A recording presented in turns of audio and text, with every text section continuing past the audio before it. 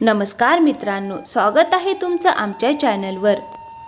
हनुमानजींच्या राम भक्तीची गाथा तर संपूर्ण जगात गाजलेली आहे, पण लक्ष्मणांची भक्तीही तितकीच अद्वितीय होती। लक्ष्मणांच्या कथेशिवाय श्रीरामांची कथा अपूर्णच आहे। एकदा अगस्त्य मुनी अयोध्येत आले तेव्हा लंकेच्या युद्धाचा प्रसंग निघाला। श्रीरामांनी अगस्त्य मुनींना सांगितले की त्यांनी रावण आणि कुंभकर्णासारख्या प्रचंड वीरांचा कसा वध केला। त्याचबरोबर लक्ष्मणांनीही इंद्रजित आणि अतिकाय यांसारख्या शक्तिशाली असुराचा नाश केला हेही त्यांनी सांगितले। तेव्हा अगस्त्य मुनी म्हणाले, श्रीराम, रावण आणि कुंभकर्ण हे निसंशय अत्यंत पराक्रमी होते, पण सर्वात महान योद्धा तर मेघनाथच होता। त्याने आकाशातच इंद्राशी युद्ध करून त्यांना बंदी बनवून लंकेला नेले होते। नंतर ब्रह्मदेवांनी इंद्रजितकडे दान म्हणून इंद्रदेवांची मागणी केली, तेव्हा इंद्रदेव मुक्त झाले आणि त्या मेघनाथाचा वध लक्ष्मणांनी केला, म्हणूनच तेच खरे महान योद्धा ठरतात।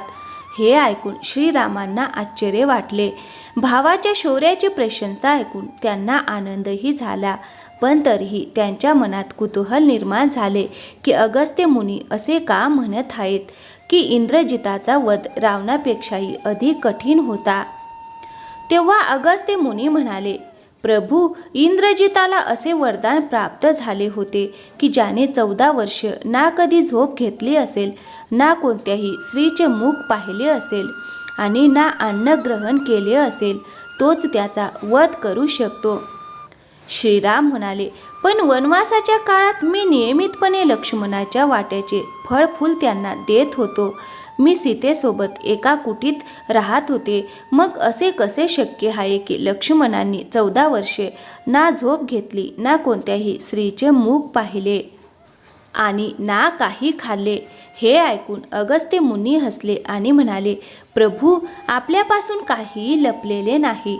सत्य असे आहे की सर्वजण केवळ श्रीरामांचेच गुणगान करत होते, पण प्रभूंची इच्छा होती की लक्ष्मणांच्या तपश्चर्येचा आणि पराक्रमाचाही अयोध्येतील प्रत्येक घरात गौरव व्हावा।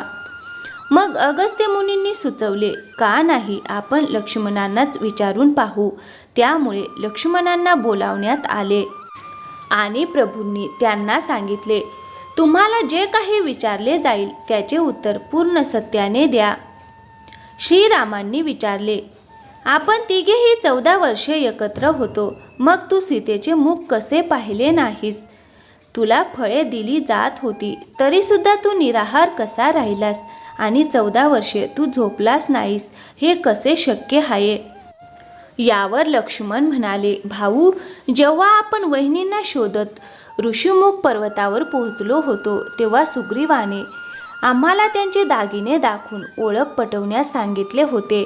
आपल्याला आठवत असेल, मी फक्त त्यांच्या पायातील नूपुरच ओळखू शकलो होतो, कारण मी कधीच त्यांच्या चरणांपेक्षा वर नजर टाकली नव्हती। 14 वर्षे न झोपण्याच्या प्रश्नावर लक्ष्मण म्हणाले, आपण आणि माता सीता एका कुटीत विश्रांती घेत असत, तर मी रात्रभर धनुष्यावर बाण चढवून पहारा देत असे। जेव्हा निद्रेने माझ्या डोळ्यांवर अधिकार गाजवण्याचा प्रयत्न केला तेव्हा मी तिला बाणांनी रोखले, तेव्हा निद्रादेवीने हार मानून कबूल केले की ती मला 14 वर्ष स्पर्श करणार नाही, पण अयोध्येत आपल्या राज्याभिषेकाच्या वेळी जेव्हा मी आपल्या मागे छत्र धरून उभा असेल तेव्हा ती मला वेढून टाकेल। आपल्याला आठवत असेल, राज्याभिषेकाच्या वेळी माझ्या हातातून छत्र खाली पडले होते। यानंतर लक्ष्मणांनी 14 वर्षे ते निराहार कसे राहिले हे सांगितलं। ते म्हणाले, मी आणलेली फळे फुले आपण 3 भागांत वाटत असत आणि एक भाग मला देताना म्हणत असत, लक्ष्मण, ही फळे ठेव, आपण कधीही फळे खा असे सांगितले नाहीत। आपल्या आज्ञेशिवाय मी ती कशी खाऊ शकत होतो, म्हणून मी ती फळे कुटीत जपून ठेवत होतो। श्रीरामांच्या सांगण्यावरून लक्ष्मण चित्रकूटातील कुटीतून ती फळे दरबारात घेऊन आले।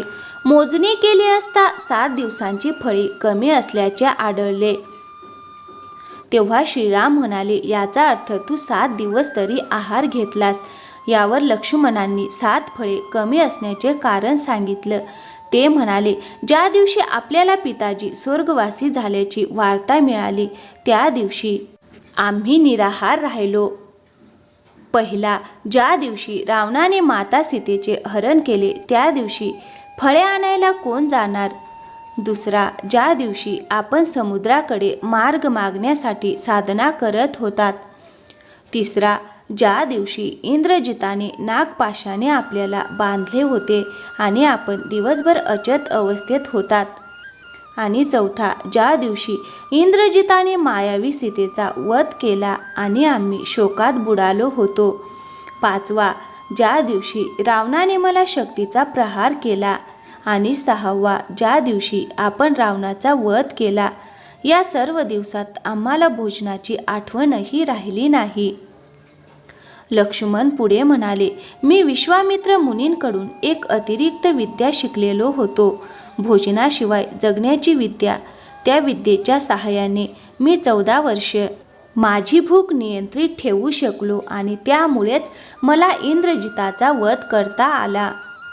भगवान श्रीरामांनी लक्ष्मणांची तपस्या आणि वीरता ऐकून त्यांना प्रेमाने आपल्या हृदयाशी धरले. खरंच ज्याच्या हृदयात थोडीशीही संवेदना असेल त्यांच्या डोळ्यात हा प्रसंग ऐकून अश्रू न येणे अशक्य आहे. तर मित्रांनो, कशी वाटली तुम्हाला आजची कथा? आवडली असेल तर व्हिडिओला एक लाईक करा आणि हो, आमच्या चॅनलवर नवीन असाल तर प्लीज चॅनलला सबस्क्राईब करायला विसरू नका. थँक्यू. धन्यवाद मित्रांनो. पुन्हा भेटूया एका नवीन कथेसोबत.